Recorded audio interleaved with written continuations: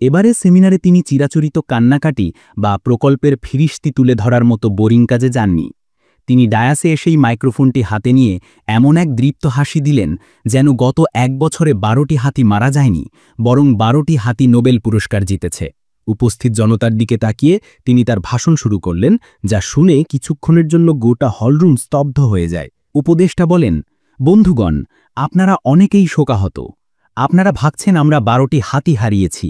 আপনাদের এই চিন্তাটাই ভুল, ভুল, ভুল। আসলে আমরা হারাইনি, বরং আমরা পেয়েছি।